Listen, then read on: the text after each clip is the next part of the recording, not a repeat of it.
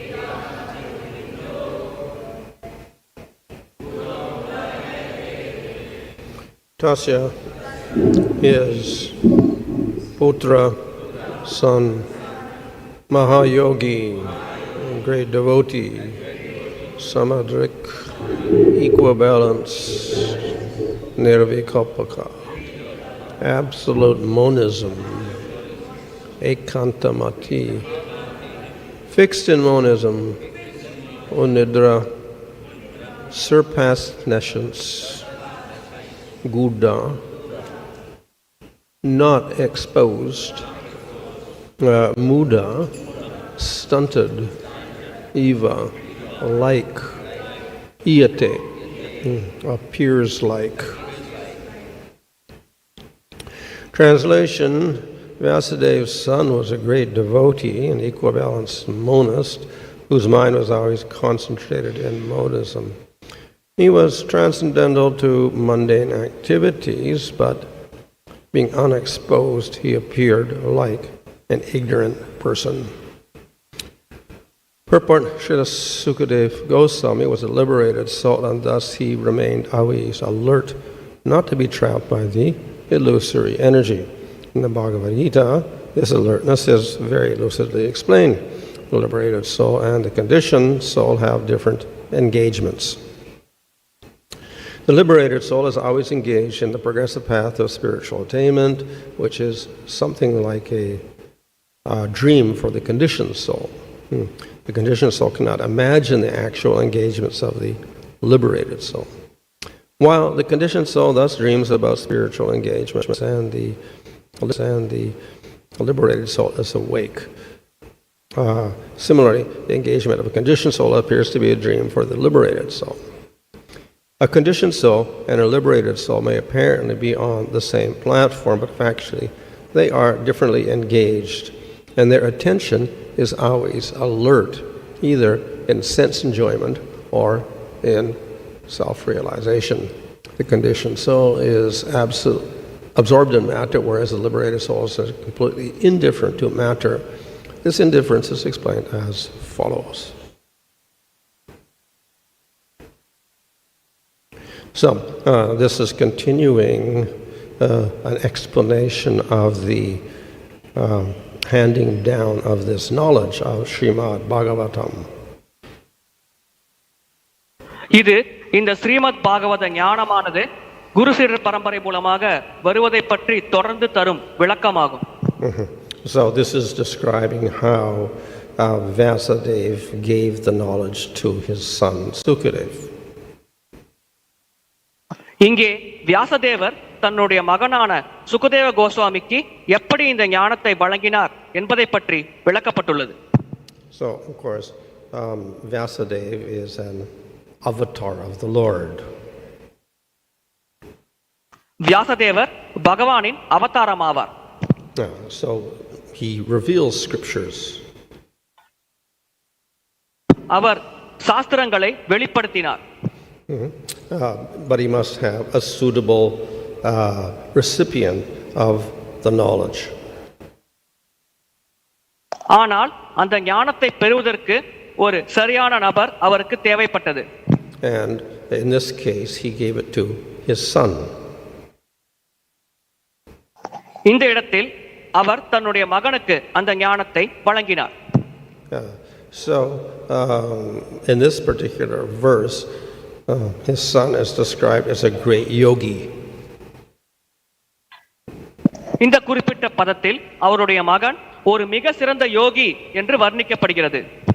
And of course in Bhagavad Gita we find in chapter 2 particularly descriptions of a person who is fixed in Gyan, who has equal vision, etc. ஞான மார்க்கத்தில் இருந்து கொண்டு சமநிலையோடு அனைத்தும் பார்ப்பவர்களை உடைய பண்புகளை பற்றி பகவத்கீதை 2ஆம் அத்தியாயத்தில் விளக்கப்பட்டுள்ளது. Here also the word nirvikalpaka is used. This usually indicates someone absorbed in impersonal Brahman. நிர்விகல்பகா என்ற வார்த்தை இங்கே பயன்படுத்தப்பட்டுள்ளது. பொதுவாக இந்த வார்த்தை அருவ பிரம்மனில் மூழ்கி இருப்பவர்களை குறிப்பதற்காக பயன்படுத்தப்படுகிறது. So therefore Vyasadeva's son appears to be an impersonalist. எனவே வியாசதேவரின் மகன் ஒரு அருவவாதி போல் பார்ப்பதற்கு தெரிகிறார். And this is actually true as we see from later descriptions. பின்னால் வரும் விளக்கங்களை வைத்து பார்த்தால் இது உண்மை என்பது நமக்கு புரியும். But we also know that the person who's qualified for Bhagavatam must be a devotee. ஆனால் நமக்கு தெரியும் பாகவதத்தை கேட்பதற்கு தகுதியான ஒரு நபர் பக்தராக இருக்க வேண்டும் என்று. So how is it that Vyasadeva taught Sukadeva who was not a devotee? அப்படி இருக்கையில் எப்படி பக்தர் அல்லாத சுகதேவுக்கு வியாசதேவர் இந்த ஞானத்தை வழங்கினார்? So later it is described how he became a devotee. பின்னால் அவர் எப்படி பக்தரானார் என்பதை பற்றி விளக்கப்பட்டுள்ளது. So after that point Vyasadeva taught him the Bhagavatam. அதற்கு பிறகு வியாசதேவர் அவருக்கு பாகவத ஞானத்தை போதித்தார். But anyway, though these words describe an impersonalist, one fixed in impersonal realization, we should not think of it completely in a negative way. இந்த வார்த்தைகள் அருவ பிரம்மனில் மூழ்கியிருப்பவர்களை பற்றி விளக்கம் தந்தாலும் அதை பற்றி நாம் பாதகமாக சிந்திக்க கூடாது. We will see that the devotee often is described also as being equal in his vision. நாம் பார்ப்போம் பக்தரும் கூட தன்னுடைய பார்வையில் சமநிலையை கடைபிடிக்கிறார் என்று. And the devotee also is ekantamati, completely concentrated. பக்தரும் முழு கவனத்தோடு செயல்படுவதை பார்க்கலாம். And the devotee also is a nidra, that is, he's completely awake beyond material ignorance. பக்தரும் Anithra என்ற நிலையில் இருக்கிறார், அதாவது பௌஜீக புலன்களுக்கு அப்பாற்பட்ட விழிப்புணர்வோடு பக்தரும் இருக்கிறார். So these descriptive elements are, we can say, good qualifications of a devotee. இது போன்ற விளக்கங்கள் அனைத்தும் ஒரு பக்தருக்கு இருக்கும் நல்ல பண்புகளை பற்றி குறிப்பிடுகிறது. However, if one is fixed on the impersonal, that is a disqualification. எப்படி இருப்பினும் ஒருவர் அருவ பிரம்மனில் ஐக்கியமாக வேண்டும் என்ற நோக்கத்தை கொண்டிருந்தால் அது தகுதி இல்லாத ஒரு நிலையை குறிப்பிடுகிறது. But we see that when Sukadeva heard Bhagavatam, he became attracted to the qualities of Krishna. ஆனால் நாம் பார்க்கலாம், சுகதேவ கோஸ்வாமி பாகவதத்தை கேட்ட பிறகு அவர் பகவான் கிருஷ்ணரின் பண்புகளால் கவர்ச்சி அடைந்தார். And therefore he gave up his nirvikalpa samadhi and he began to listen to Bhagavatam. எனவே அவர் தன்னுடைய நிர்விகல்ப சமாதியை கைவிட்டு பாகவதத்தை கவனமாக கேட்கத் தொடங்கினார். So by hearing Bhagavatam from the disciples of Vyasadeva, then he became a devotee. வியாசதேவரின் சீடர்களிடமிருந்து பாகவதத்தை கேட்பதன் மூலமாக அவர் ஒரு பக்தராக மாறினார். This of course shows the power of the Srimad Bhagavatam. இது ஸ்ரீமத் பாகவதத்தின் சக்தியை நமக்கு வெளிப்படுத்துகிறது. It is such that even a person who is the Atmarama or fixed in impersonalism, by hearing Bhagavatam, he becomes attracted to the qualities of Krishna. ஆத்மராமராக அருவ பிரம்மத்தில் ஐக்கியமாக வேண்டும் என்ற அருவவாதி கூட ஸ்ரீமத் பாகவதத்தை கேட்பதன் மூலமாக பகவான் கிருஷ்ணரின் குணங்கள் மற்றும் பண்புகளால் ஈர்க்கப்படுகிறார். Of course, why Srimad Bhagavatam has this power to attract even the impersonalists. ஆனால் ஏன் இந்த பாகவதம் அருவவாதிகளை கூட பகவானிடம் கவர்ச்சியடைய வைக்கிறது? And the answer is, it describes the wonderful qualities of Krishna. இதற்கான பதில், பாகவதம் பகவான் கிருஷ்ணரின் அற்புதமான பண்புகளை பற்றி விளக்குகிறது. These qualities are so attractive that anyone who hears them begins to become attracted to Krishna. இந்த பண்புகள் மிக மிக கவர்ச்சிகரமானது. யாரொருவர் இதை கேட்க தொடங்குகிறாரோ அவர் நிச்சயமாக பகவான் கிருஷ்ணரின் மேல் கவர்ச்சி அடைகிறார். In this way, Sukadeva Goswami, though he started out being an impersonalist, he became a great devotee through appreciating Krishna's wonderful qualities. தொடக்கத்தில் சுகதேவ கோஸ்வாமி அருவவாதியாக இருந்தாலும் கிருஷ்ணரின் அற்புதமான பண்புகளை பாராட்டுவதன் மூலமாக படிப்படியாக அவர் பக்தராக மாறினார். So through the Bhagavatam, he became very qualified. பாகவதத்தின் மூலமாக அவர் தகுதி வாய்ந்த ஒரு நபராக மாறினார். So once he heard Bhagavatam, he gave up his samadhi and he began to hear Bhagavatam from Vedavyas. பாகவதத்தை கேட்க தொடங்கிய உடனேயே அவர் தன்னுடைய சமாதி நிலையை கைவிட்டார். தொடர்ந்து அவர் வேதவியாசரிடம் ஸ்ரீமத் பாகவத ஞானத்தை கேட்டார். So this was his development of transcendental knowledge, divya jnanam. இதுதான் அவருடைய திவ்ய ஞானம் அல்லது உன்னதமான ஞானம் வளர்ச்சி அடைவதை நமக்கு வெளிப்படுத்துகிறது. And the surprising thing is that Sukadev Goswami is often celebrated even more than Vedavyas for delivering Bhagavatam. ஆனால் ஆச்சரியப்படக்கூடிய விஷயம் என்னவென்றால் பாகவத ஞானத்தை வழங்கியதற்காக வேதவியாசரை விட அதிகமாக சுகதேவ கோஸ்வாமி தான் கொண்டாடப்படுகிறார். When Sukadev Goswami spoke Bhagavatam to Parikshit Maharaj, then it became even more relishable. Sukadeva Goswami பாகவதத்தை பற்றி பரிச்சித் மகாராஜரிடம் விளக்கிய பொழுது அது இன்னும் அதிக சுவையுடையதாக மாறியது. So at the beginning of Bhagavatam, the example is given of the ripe mango, which is very ripe. பாகவதத்தின் தொடக்கத்தில் ஒரு மிகவும் பழுத்த மாம்பழத்தை பற்றிய உதாரணம் தரப்பட்டுள்ளது. It's so ripe that it is liquid. அது நன்கு பழுத்த நிலையில் இருந்த காரணத்தினால் அது திரவமாக இருந்தது. And it is very sweet. அது மிகவும் இனிப்பாக இருந்தது. But then it said Sukumakad, it came out of the mouth of Sukadev Goswami. அது சுகதேவ கோஸ்வாமியின் திருவாயிலிருந்து வெளிப்பட்டது.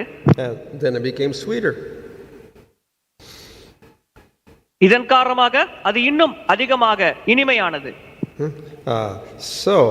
Therefore, because of the way in which Sukadev, though he had begun as an impersonalist, because he relished the Bhagavatam so much, it became sweeter. Sukadeva Goswami தொடக்கத்தில் அருவவாதியாக இருந்தாலும் பாகவதத்தை அவர் சுவைத்த காரணத்தினால் அது இன்னும் இனிமையாக மாறியது. So in any case, the transmission of knowledge went from Vedavyas to Sukadev Goswami. எப்படி இருப்பினும் இந்த ஞானமானது வேதவியாசரிடமிருந்து சுகதேவ கோஸ்வாமிக்கு கிடைத்தது. And then later we see that Sukadev Goswami kept that knowledge, and then finally he revealed that knowledge to Parikshit Maharaj. Sukadeva Goswami அந்த ஞானத்தை பாதுகாத்து வந்தார். இறுதியாக அவர் அந்த ஞானத்தை பரிச்சித் மகாராஜருக்கு வெளிப்படுத்தினார். Parikshit Maharaj was also very qualified. பரிச்சித் மகாராஜரும் மிகவும் தகுதி வாய்ந்த நபராவார். Of course, he was also very detached from everything in the material world. அவர் பௌதிக உலகத்தில் இருக்கும் அனைத்தின் மீதும் பற்றின்மையோடு இருந்தார். So it's described how he fasted and didn't eat, didn't drink for 7 days or whatever. But he was hearing Srimad Bhagavatam. அவர் அன்னம் ஆகாரம் உண்ணாமல் உபவாசம் அனுஷ்டித்து ஸ்ரீமத் பாகவதத்தை எப்படி 7 நாட்கள் கேட்டார் என்பதை பற்றி நமக்கு விளக்கப்பட்டுள்ளது. So like Sukadev Goswami, Parikshit Maharaj also had very great taste for Bhagavatam. Sukadeva Goswami போலவே பரிச்சித் மகாராஜருக்கும் ஸ்ரீமத் பாகவதத்தின் மேல் அதிகமான சுவை இருந்தது. So we have a qualified speaker and qualified listener. இங்கே பேசுபவரும் தகுதி வாய்ந்தவர், கேட்பவரும் தகுதி வாய்ந்தவர். Of course, also where did Vyasadeva give his knowledge? So therefore the story of Narada Muni is also told here. வியாசதேவர் அந்த ஞானத்தை வழங்கிய காரணத்தினால் நாரத முனிவரை பற்றிய சரித்திர கதையும் இங்கே விளக்கப்பட்டுள்ளது. And of course, where did Narada Muni get his knowledge from? ஆனால் நாரத முனி எங்கிருந்து அந்த ஞானத்தை பெற்றார்? He got his knowledge from Brahma. அவர் பிரம்மதேவரிடமிருந்து அந்த ஞானத்தை பெற்றார். And Brahma got his knowledge from Supreme Lord. பிரம்மதேவர் பரமபுருஷ பகவானிடமிருந்து அந்த ஞானத்தை பெற்றார். So we have a transmission of knowledge from the Lord through the succession down to Parikshit. இந்த ஞானமானது பகவானிடமிருந்து குருசீடர் பரம்பரை வழியாக பரிச்சித் மகாராஜரை வந்தடைந்தது. And through this knowledge, everybody gets benefit. இந்த ஞானத்தின் மூலமாக அனைவரும் பயனடைகிறார்கள். Brahma got benefit. He was able to create the material world nicely. பிரம்மதேவர் பயனடைந்ததால் அவரால் பௌதிக உலகத்தை சிறப்பாக உருவாக்க முடிந்தது. And we see that after Pariksha Maharaj, because Bhagavatam was recorded by Vedavyas and carried on as a Purana, it has become beneficial for everyone in the material world. பரிஜித் மகாராஜருக்கு பிறகு இந்த பாகவதமானது வேதவியாசரால் பதிவு செய்யப்பட்ட காரணத்தினால் பௌதிக உலகத்தில் இருக்கும் அனைவருக்கும் இது நன்மை விளைவிக்கக்கூடியதாக இருக்கிறது. So when Chaitanya Mahaprabhu was present, then he glorified Bhagavatam as the main scripture. Chaitanya Mahaprabhu இந்த உலகத்தில் இருந்த பொழுது பாகவதத்தை அவர் பிரதானமான சாஸ்திரம் என்று புகழ்ந்தார். And Jiva Goswami in Tattva Sandarbha shows how Bhagavatam is the final conclusion of all scriptures. தத்துவ சந்தர்ப்பாவில் ஜீவ கோஸ்வாமி பாகவதம் தான் அனைத்து சாஸ்திரங்களின் இறுதியான முடிவு என்று விளக்குகிறார். And furthermore, then Jiva Goswami elaborates the meaning of Bhagavatam in his Sandarbhas. தன்னுடைய சந்தர்ப்பாக்களில் ஜீவ கோஸ்வாமி பாகவதத்தின் அர்த்தத்தை பற்றி விரிவாக விளக்குகிறார். So in this way, not only we get the text of Bhagavatam coming down, but through particularly Jiva Goswami, then we also get explanation of the text coming down. Narada முனிவர் மூலமாக இந்த பாகவத உரையானது நமக்கு கிடைத்தாலும் ஜீவ கோஸ்வாமி அந்த உரைக்கு சிறப்பான விளக்கங்கள் தந்துள்ளார். And the transmission of this knowledge is very essential. இந்த ஞானம் சீடர் பரம்பரை மூலமாக வருவது மிக மிக அத்தியாவசியமானது. We may think that bhakti operates independent of scripture.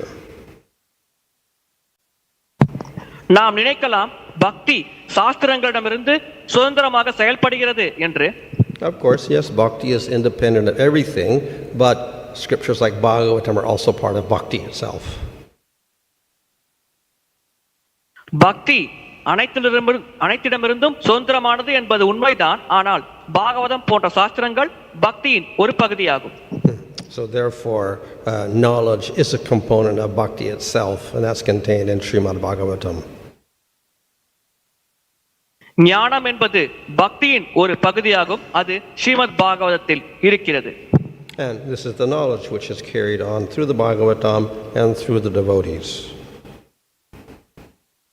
இந்த ஞானமானது பாகவதம் மற்றும் பக்தர்கள் மூலமாக பிறருக்கு கிடைக்கிறது. Hare Krishna.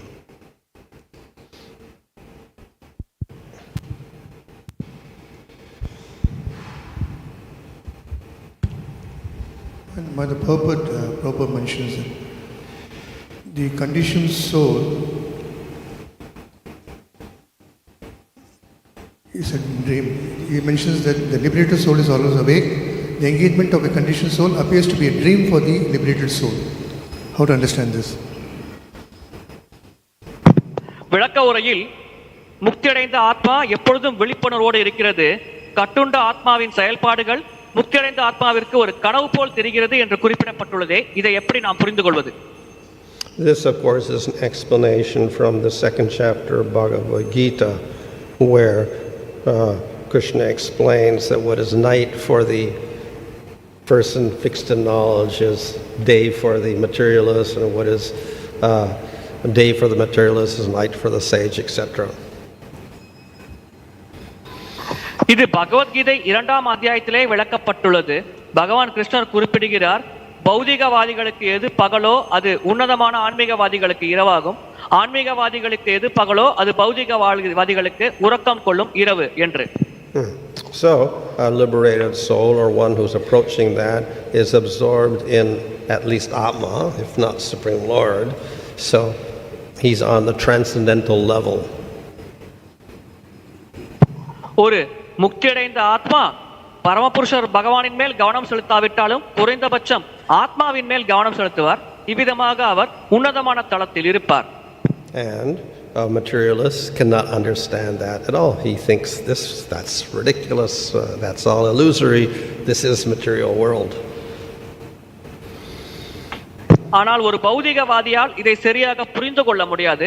அவரை பொறுத்தவரை இது அபத்தமான செயல், இது கற்பனையான செயல், பௌதிக உலகத்திற்கு பொருந்தாத செயல். So the materialist is simply interested in enjoying the material world. That is real for him, or that is the daytime. Everything else is like night or a dream. It's useless. பௌதிகவாதியை பொறுத்தவரையில் அவர் இந்த பௌதிக உலகத்தை அனுபவிக்க வேண்டும் என்ற ஒரே நோக்கத்தோடு செயல்படுவார். அதுதான் அவருக்கு பகல் வேளை போன்றது. மற்ற அனைத்து விஷயங்களும் அவர் இரவு வேளையில் உறங்கும் பொழுது நடக்கும் பயனற்ற செயல்கள் போன்றது. But one who is spiritualized on a spiritual level, then he's living in the spiritual world. Everything in the material world is useless. ஆனால் ஆன்மீகமான தளத்தில் இருக்கும் ஆன்மீகவாதிகளுக்கு ஆன்மீகமான செயல்கள் தான் முக்கியமானது. அந்த நபருக்கு பௌதிக உலகத்தில் இருக்கும் அனைத்தும் பயனற்றது. So material world is like a dream, all illusory. அவரை பொறுத்தவரையில் பௌதிக உலகம் ஒரு மாயை அல்லது கனவு போன்றது.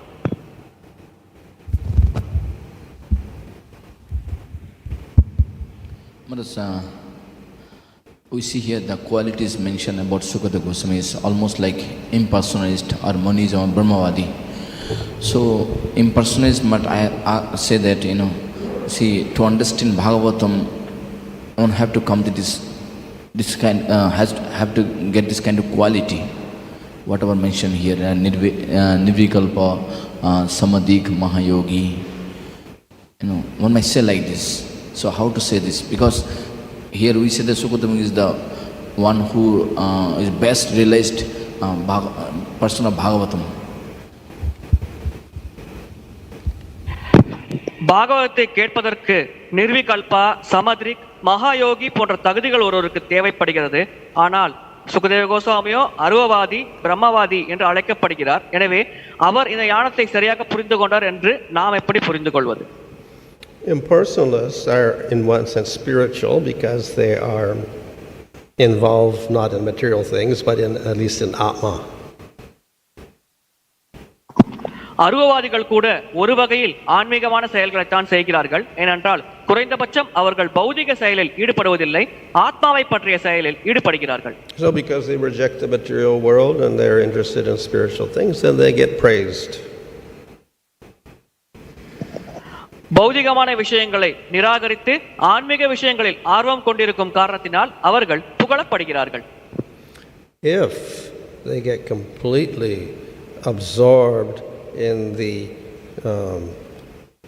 formless, qualityless aspect of the Lord, and they refuse to accept that the Lord has form and qualities and activities, then they are condemned. அவர்கள் பகவானுக்கு குணம், பண்புகள், செயல்கள் இருக்கிறது என்பதை நிராகரித்து குணமற்ற, பண்புகளற்ற அரூபரமனில் மூழ்கி இருந்தார்கள் என்றால் அவர்கள் கண்டிக்கப்படுகிறார்கள். And Bhagavatam says, then they fall because they offend the Lord. பாகவத்தில் குறிப்பிடப்பட்டுள்ளது, இது போன்ற நபர்கள் பகவானுக்கு அபராதம் இழைக்கும் காரணத்தினால் வீழ்ச்சி அடைகிறார்கள். Others may not offend the Lord, but they accept the Lord, but they pray to the Lord to merge in Brahman. So they are not offensive in that sense. மற்றவர்கள் பகவானுக்கு அபராதம் இழைக்கவில்லை, அவர்கள் பகவானிடம் பிரார்த்தனை செய்து அரூபரமனில் ஐக்கியமாக வேண்டும் என்று மன்றாடி பிரார்த்திக்கிறார்கள். இந்த வகையில் அவர்கள் அபராதம் செய்வதில்லை. And it is only by the acceptance of the Lord and praying to the Lord that they get liberation. பகவானை ஏற்று பகவானிடம் பிரார்த்தனை செய்யும் காரணத்தினால் மட்டும்தான் அவர்களுக்கு முக்தி கிடைக்கிறது. Now, just like we have some people in Shantarasa, some people in Dasya Rasa, or whatever, we say, why aren't they in Madhurya Rasa? But they prefer that. So the impersonalists, yes, they accept the Lord, they know about the Lord, they prefer merging in Brahman. சில நபர்கள் சாந்தரசத்தில் இருப்பார்கள், சில பக்தர்கள் தாசிரசத்தில் இருப்பார்கள். நாம் கூறலாம் அவர்கள் ஏன் மாதுரசத்தை ஏற்காமல் இருக்கிறார்கள் என்று. ஆனால் அவர்கள் அதைத்தான் விரும்புகிறார்கள். அதே போல்தான் அரூபவாதிகள் அரூபரமனில் ஐக்கியமாவதை விரும்புகிறார்கள். They don't offend the Lord. அவர்கள் பகவானுக்கு அபராதம் இழைப்பதில்லை. So such persons are like Sukadeva Goswami, then by mercy of devotees or Krishna, then they can advance and become devotees. Sukadeva Goswami போல பக்தர்களின் கருணை அது போன்ற நபர்களுக்கு கிடைத்தால் அவர்கள் பக்தியில் ஈடுபட்டு முன்னேறலாம். So their qualification as a jnani is not a disqualification because they don't offend the Lord. அவர்கள் பகவானுக்கு அபராதம் இழைக்காமல் இருக்கும் காரணத்தினால் அவர்களிடம் இருக்கும் ஞானி என்ற ஒரு தகுதி இல்லாத நிலையாக கருதப்படாது. And the words mentioned here can be good qualification because he's completely detached from everything in the material world. அவர் பௌதிக உலகத்தில் இருக்கும் அனைத்திலிருந்தும் பற்றின்றி இருக்கும் காரணத்தினால் அது ஒரு நல்ல பண்பாக இங்கே குறிப்பிடப்பட்டுள்ளது. However, others who offend the Lord and don't accept the form of the Lord at all, they may have these wonderful qualities of detachment, etc., but it doesn't lead further. It doesn't even lead to liberation, so therefore it's useless. ஆனால் மற்றவர்கள் பகவானுக்கு வடிவமில்லை என்று அபராதம் இழைத்துக் கொண்டிருக்கும் காரணத்தினால் இது போன்ற அற்புதமான பண்புகள் அவர்களிடம் இருந்தாலும் அந்த பண்புகளை கொண்டு அவர்களால் விடுதலை அல்லது முக்தி அடைய முடியாது. அந்த பண்புகள் அனைத்தும் அவர்களிடம் இருந்தும் பயனற்ற போலவே இருக்கும். Can you also say that Brahmavadis are also like those they are also in the Santarasam because they do active service but they accept the law.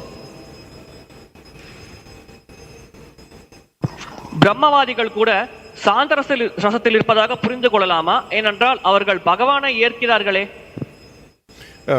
A Brahmavadi who commits no offense and accepts the Lord can progress to Shantarasa.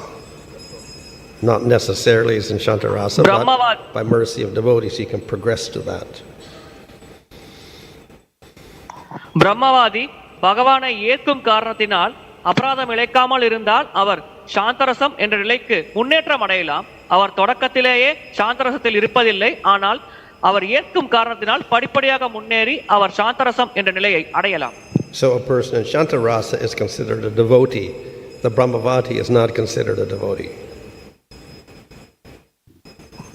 சாந்தரசத்தில் இருக்கும் ஒரு நபர் பக்தராக கருதப்படுகிறார், ஆனால் பிரம்மவாதி பக்தராக கருதப்படுவதில்லை. People doing karma yoga, they also worship the Lord. They're not considered devotees also. கர்மயோகம் செய்பவர்களும் பகவானை வழிபடுகிறார்கள், அவர்களும் பக்தர்களாக கருதப்படுகிறார்கள். And the reason is, one, the goal is different. இதற்கான ஒரு காரணம் அவர்கள் இலக்கு வேறானது. The goal of the Brahmavadi is not prema, it is mukti. பிரம்மவாதியின் இலக்கு பிரேமை அல்ல, முக்தி.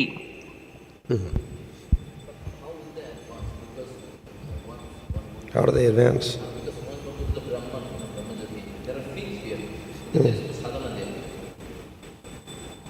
So the only way they can அவர்கள் எப்படி தங்களுடைய சாதனையில் முன்னேறுகிறார்கள்? அந்த நிலைகள் என்னென்ன? The only way they can advance is if they get mercy, great mercy of Krishna or a devotee. பகவான் கிருஷ்ணர் மற்றும் பக்தர்களின் கருணை கிடைத்தால் மட்டும்தான் அவர்களால் முன்னேற்றம் அடைய முடியும். If they continue to get, concentrate on Brahman, then they enter Brahman, they get liberation finished. தொடர்ந்து அவர்கள் பிரம்மனின் மேல் கவனத்தை செலுத்தி செயல்பட்டால் அவர்கள் அருவ பிரம்மனில் ஐக்கியமாவார்கள். அதுதான் அவர்களின் கதி. If they get mercy, they become devotees, fine. But usually, because of that influence, previous influence of cultivation of jnana, then they end up only with Shantarasa maximum. பக்தர்களின் கருணை கிடைத்தால் அவர்கள் பக்தர்களாக மாறலாம், ஆனால் அவர்களுடைய முந்தைய செயல்களின் தாக்கம் இருக்கும் காரணத்தினால் அதிகபட்சம் அவர்கள் சாந்தரசம் என்ற நிலையை அடையலாம். So they appreciate the Lord with his form, etc. They develop ecstatic symptoms, etc. So they develop a weak form of prema. அவர்கள் பகவானின் வடிவத்தை ஏற்கிறார்கள், சில பரவச அறிகுறிகளை வெளிப்படுத்துகிறார்கள். இதன் மூலம் அவர்கள் பலவீனமான ஒரு பிரேமை நிலையை அடைகிறார்கள். Guru Maharaj.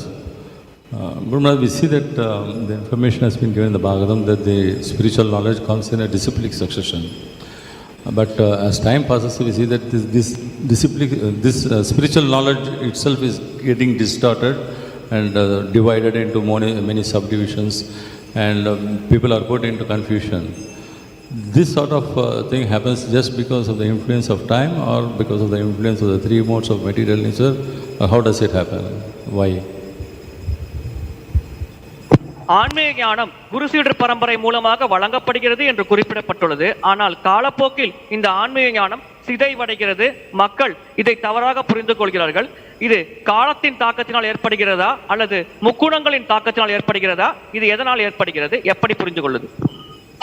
Well, spiritual knowledge can get divided, but it can get divided in different ways.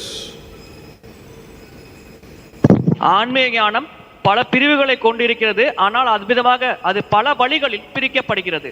Just like the Vedas was one, it got divided into four, so that doesn't make it inferior.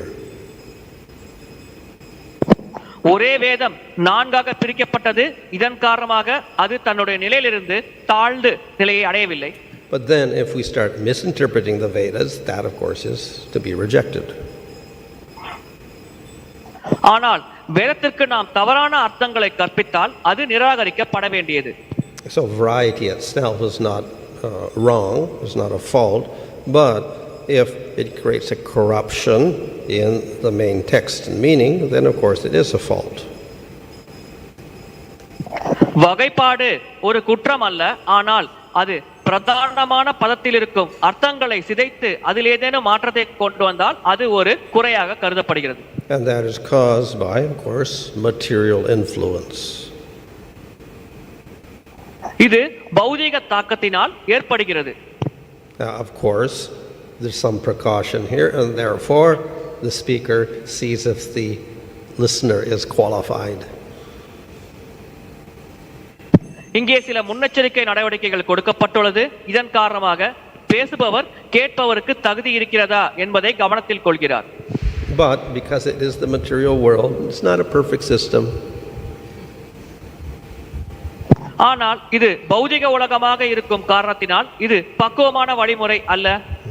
And sooner or later, some unqualified person can start some new ideas. விரைவாகவோ தாமதமாகவோ சில தகுதியில்லாத நபர்கள் புதிய சிந்தனைகளை முன்வைக்கலாம். But Guru Maharaj, we see that Chaitanya Mahaprabhu has said that you give this nama, the spiritual knowledge to everybody you see. He doesn't talk about any qualification. Any? Qualification for the person who is getting the knowledge. ஆனால் சைத்தன்ய மகாபிரபு இந்த நாமம் மற்றும் ஆன்மீக ஞானத்தை அனைவருக்கும் வழங்குங்கள் என்று குறிப்பிடுகிறாரே, கேட்பவரின் தகுதியை அவர் கருத்தில் கொள்ளவில்லையே. இதை பற்றி விளக்க முடியுமா? Everyone can hear the name. அனைவரும் நாமத்தை கேட்கலாம். But we say it is offense to preach the glories of the holy name to the faithless person. So then there is some qualification also.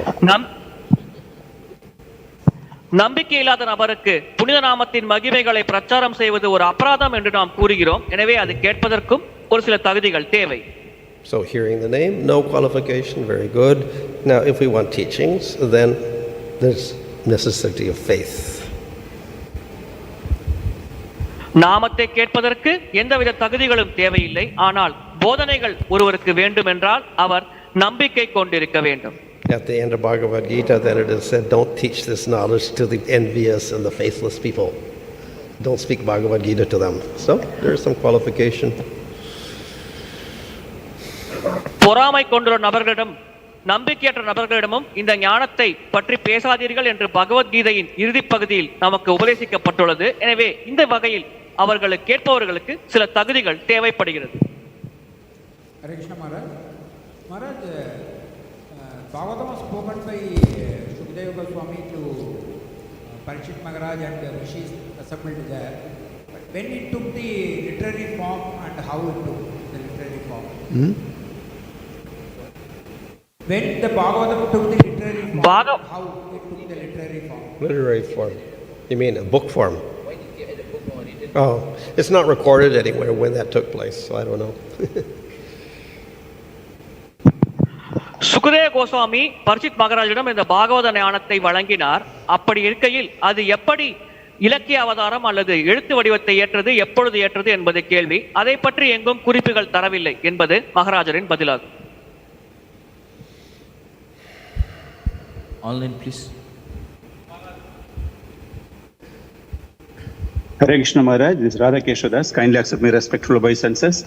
Maharaj, today we have around 110 devotees from various channels, Maharaj. I have a question from Guru Kripa Prabhuji. In your lecture, you indicated students, disciples of Vyasadeva also explained Srimad Bhagavatam to Sukadeva Goswami. Can you elaborate on this? வியாசதேவரின் சீடர்களும் மாணவர்களும் கூட சுகதேவ கோஸ்வாமிக்கு பாகவத்தை பற்றி விளக்கங்கள் தந்தார் என்று நீங்கள் உங்களுடைய உரையில் கூறினீர்கள். இதை பற்றி சற்று விளக்கமாக கூற முடியும்? Well, that is described in the next few verses where Sukadeva was born after 16 years in the womb, and he came out, and then he walked away from the house, and he didn't want to see his father again because he was so renounced, and he just walked away. அது அடுத்து வரக்கூடிய பதங்களில் விளக்கப்பட்டுள்ளது. எப்படி சுகதேவ கோஸ்வாமி 16 ஆண்டுகள் அன்னையின் கருவில் இருந்தார், அதை விட்டு அவர் வெளியில் வர விரும்பவில்லை. 16 ஆண்டுகளுக்கு பிறகு இந்த உலகத்தில் அவர் பிறந்த உடனேயே அவர் தன்னுடைய தந்தையை பார்க்க பிடிக்காமல் தன்னுடைய வீட்டை விட்டு எப்படி வெளியேறினார் என்பதை பற்றி அடுத்து வரக்கூடிய பதங்களில் விளக்கப்படுகிறது. So then Vyasadeva sent some of his disciples to locate Sukadeva. இந்த நிகழ்ச்சிக்கு பிறகு சுகதேவ கோஸ்வாமியை கண்டறிவதற்காக வியாசதேவர் தன்னுடைய சீடர்கள் சிலரை அனுப்பி வைத்தார். He was sitting under a tree someplace in Samadhi. அவர் ஒரு தனிமையான இடத்தில் சமாதி நிலையில் அமர்ந்து கொண்டிருந்தார். So Vyasadeva instructed his disciples, you begin reciting Bhagavatam to him. எனவே வியாசதேவர் தன்னுடைய சீடர்களிடம் நீங்கள் சென்று பாகவதத்தை பற்றி அவருக்கு அந்த ஞானத்தை அவருக்கு எடுத்துரையுங்கள் என்று உபதேசித்தார். So when they began reciting, then Sukadeva heard the wonderful qualities of Krishna and he came out of his samadhi. அவர்கள் பாகவத ஞானத்தை எடுத்துரைத்த பொழுது சுகதேவ கோஸ்வாமி பகவான் கிருஷ்ணரின் அற்புதமான குணங்களை பற்றி கேட்டார். அதன் மூலமாக அவர் சமாதி நிலையிலிருந்து வெளிவந்தார். And then the disciples took him back to the ashram and he learned Bhagavatam. அதன் பிறகு அந்த சீடர்கள் அவரை ஆசிரமத்திற்கு திருப்பி அழைத்து வந்தார்கள். அதன் பிறகு அவர் ஸ்ரீமத் பாகவதத்தை ஞானத்தை பெற்றார், அதை கற்றார். Hare Krishna Maharaj, Medhavini Sakhi Devidasi Mataji is asking question. How do we understand that Sukadeva Goswami, who was an impersonalist and become a devotee, Sukha the parrot in spiritual world, how do we understand, since you mentioned that such a person who converts from impersonalist can at most to Santarasa only? அருவவாதியாக இருக்கும் ஒரு நபர் அதிகபட்சம் சாந்தரசத்தை அடையலாம் என்று நீங்கள் குறிப்பிட்டீர்கள். அப்படி இருக்கையில் சுகதேவ கோஸ்வாமி என்ற அருவவாதி எப்படி ஒரு மிக சிறந்த பக்தரானார், இதை பற்றி சற்று விளக்கமாக கூறுங்கள். Well, of course that's described in this verse itself. He is nirvikalpaka samadhi. அது இந்த பதத்திலேயே விளக்கப்பட்டுள்ளது. நிர்விகல்பிக சமாதி என்ற வார்த்தையில் அது விளக்கப்பட்டுள்ளது. Then of course is the famous Atmarama verse. It talks about the Atmaramas who are basically impersonalists, but they can become attracted to the Lord by hearing about his qualities. பிரபலமான ஆத்மராம பதத்தில் ஆத்மராமர்கள் பொதுவாக அருவவாதிகளாகத்தான் இருப்பார்கள். ஆனால் பகவானின் குணங்கள் மற்றும் பண்புகளை பற்றி கேட்கும் பொழுது அவர்கள் பக்தர்களாக மாறிவிடுவார்கள் என்று நமக்கு விளக்கம் தெரிகிறது. This is not the only case. We see the example of Bilvamangal Thakur. In previous life he was also an impersonalist apparently. இது ஒரே ஒரு சம்பவம் அல்ல. பில்வமங்கல தாக்கூர் அவர்களின் உதாரணத்தையும் நாம் பார்க்கலாம். முந்தைய பிறவியில் அவர் ஒரு அருவவாதியாக இருந்தார். Maharaj ji, Hare Krishna. My question is not related to today's topic. It is a general question. When it is said that we should become devotee of infinitely of Lord Krishna, at the same time we are advised not to worship any other god other than Lord Krishna. It is understood that all the gods are devotee of Lord Krishna. Then is it not contradicting that we should not worship other gods when they are devotee of Lord Krishna? ஒருவர் பகவான் கிருஷ்ணரின் பக்தரின் பக்தரின் பக்தரின் பக்தராக மாற வேண்டும் என்று நமக்கு உபதேசிக்கப்படுகிறது. அதே சமயத்தில் பகவான் கிருஷ்ணரை தவிர வேறு எந்த நபரையும் வழிபடக்கூடாது என்று குறிப்பிடப்படுகிறது. தேவர்கள் உண்மையில் பகவான் கிருஷ்ணரின் பக்தர்கள் தானே? அப்படி இருக்கையில் நாம் ஏன் தேவர்களை வழிபடக்கூடாது என்று நமக்கு உபதேசிக்கப்படுகிறது? In nectar devotion, among the offenses, it is mentioned that one should not disrespect the devatas. பக்தி ரசாமர சிந்துவில் அபராதங்களை பற்றி குறிப்பிடும் பொழுது அதில் ஒரு அபராதமாக ஒருவர் தேவர்களை அவமரியாதை செய்யக்கூடாது என்று குறிப்பிடப்பட்டுள்ளது. But of course, in Bhagavad Gita, then Krishna says those who worship the devatas are very foolish. ஆனால் பகவத்கீதையில் கிருஷ்ணர் கூறுகிறார் தேவர்களை வழிபடுவர்கள் முட்டாள்கள் என்று. But yes, the devatas are devotees of the Lord. They get their positions as devatas because they are qualified as devotees. உண்மையில் தேவர்கள் பகவான் கிருஷ்ணரின் பக்தர்கள் தான். சிறந்த பக்தர்களாக தகுதி வாய்ந்த நபர்களாக இருக்கும் காரணத்தினால் தான் அவர்கள் தேவர்கள் என்ற நிலையை அடைகிறார்கள். So we can respect and worship them as devotees, not as the Supreme Lord.